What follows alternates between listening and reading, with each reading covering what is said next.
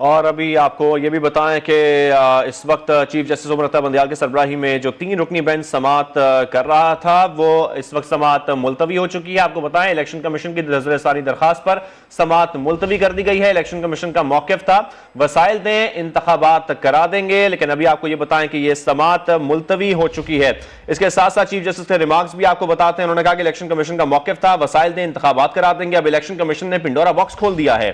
दरखास्त काबिल समाअत होने पर इलेक्शन कमीशन का मौक़िफ़ सुनना चाहते हैं। सूबाई हुकूमतों को भी नोटिस जारी करके सुनेंगे, दीगर सियासी जमातों को भी नोटिस जारी करेंगे।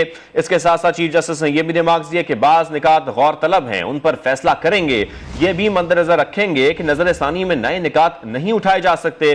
जबकि वकील अली जफर ने मौक़िफ़ इख्तियार किया कि 14 मई गुजर चुका है, आइन का इंतकाल हो चुका है, अदालत अपने फैसले पर अमल कराए। इसी पर मजीद बात करेंगे, हमारे नुमाइंदे जुल्करनैन इकबाल हमारे साथ मौजूद हैं। जुल्करनैन बताएगा, इसका मतलब वाज़ेह तो ये हो रहा है कि अब ये मामला लंबा जाएगा क्योंकि सबको सुनने के लिए कहा गया है चीफ जस्टिस की जानिब से।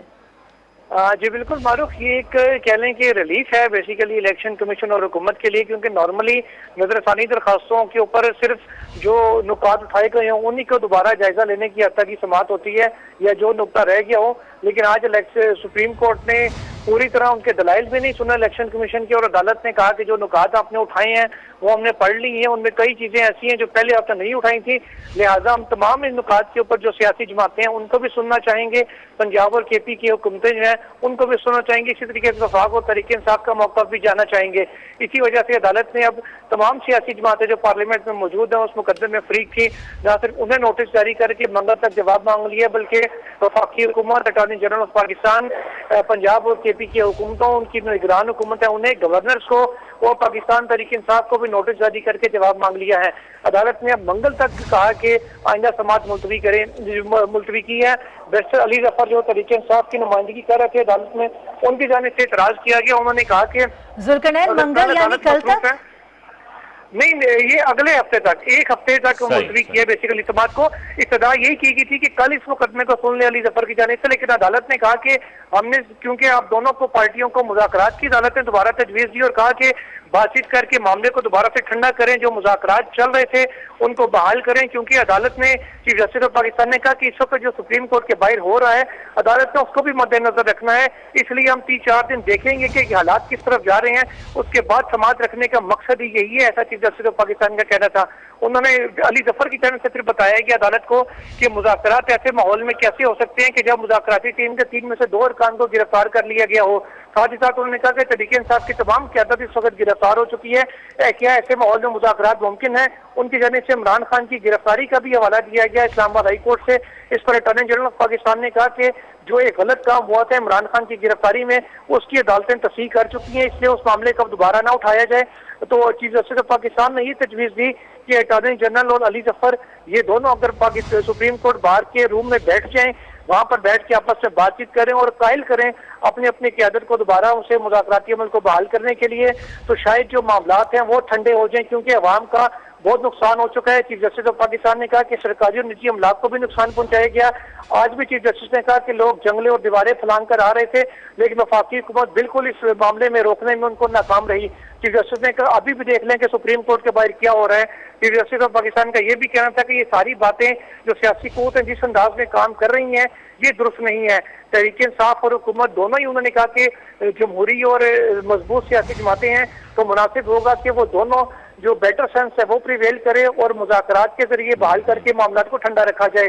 चीफ जस्टिस ऑफ पाकिस्तान ने अटॉर्नी जनरल को कहा कि जो मुज़ाकराती कमेटी के अरकान गिरफ्तार हो चुके तहरीक इंसाफ के, उनकी रिहाई के ऊपर भी अटॉर्नी जनरल ऑफ पाकिस्तान गौर करें, और अगर हुकूमत एक कदम बढ़ाती है मुज़ाकरात के लिए तो यकीनन अली जफर तहरीक इंसाफ की क़यादत से भी बात करेंगे, और मुझे यकीन है कि दोनों साइडें एक एक कदम आगे बढ़ाएंगी तभी ये मामला हल होगा।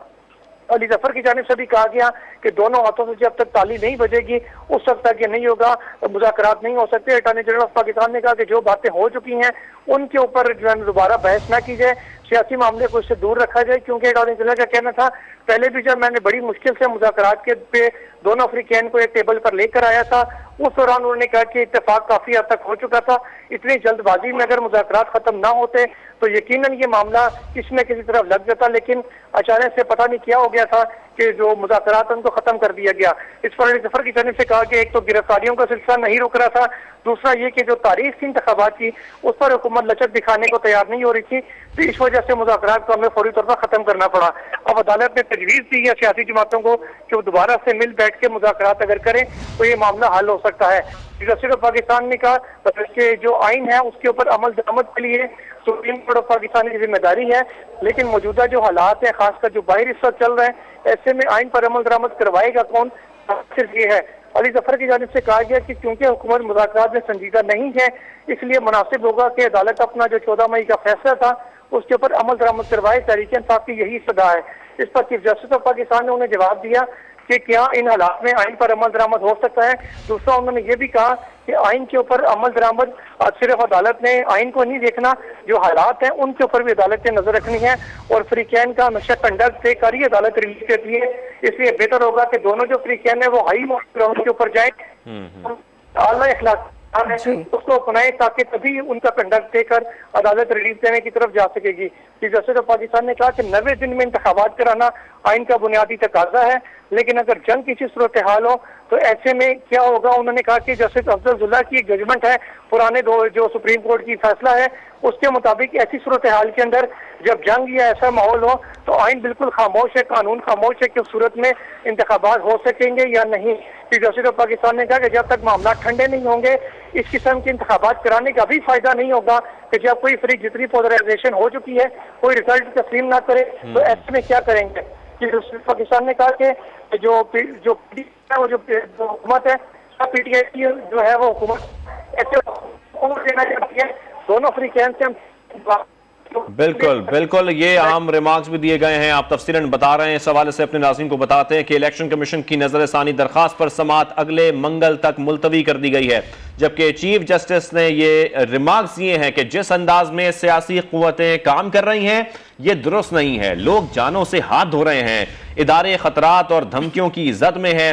इसके साथ साथ चीफ जस्टिस ने यह भी रिमार्क दिया कि अदालत ने सिर्फ आइन नहीं हालात को भी देखना है। अदालत ने अगले मंगल तक अटॉर्नी जनरल से भी जवाब मांग लिया है। इसके साथ साथ सुप्रीम कोर्ट ने हुकूमत और पीटीआई को मुज़ाकरात बहाल करने की तजवीज भी दी है। चीफ जस्टिस ने यह इस्तफसार किया कि बाहर जो माहौल है उसमें आइन पर अमल दरामद कौन कराएगा। इसके साथ साथ अपने रिमार्क्स में यह भी कहा गया कि यकीन है कि दोनों जमातें कदम बढ़ाएंगी, मामला ठंडे होने तक ऐसे इलेक्शन कराने का फायदा नहीं है। ये आम रिमार्क्स भी दिए गए हैं, आप तफसीलन बता रहे हैं। इस हवाले से अपने नाज़रीन को बताते हैं कि इलेक्शन कमीशन की नजरसानी दरखास्त पर समाअत अगले मंगल तक मुलतवी कर दी गई है, जबकि चीफ जस्टिस ने ये रिमार्क्स दिए हैं कि जिस अंदाज में सियासी कुव्वतें काम कर रही हैं ये दुरुस्त नहीं है, लोग जानों से हाथ धो रहे हैं, इदारे खतरात और धमकियों की जद में है। इसके साथ साथ चीफ जस्टिस ने यह भी रिमार्क दिया कि अदालत ने सिर्फ आइन नहीं हालात को भी देखना है। अदालत ने अगले मंगल तक अटॉर्नी जनरल से भी जवाब मांग लिया है। इसके साथ साथ सुप्रीम कोर्ट ने हुकूमत और पीटीआई को मुज़ाकरात बहाल करने की तजवीज भी दी है।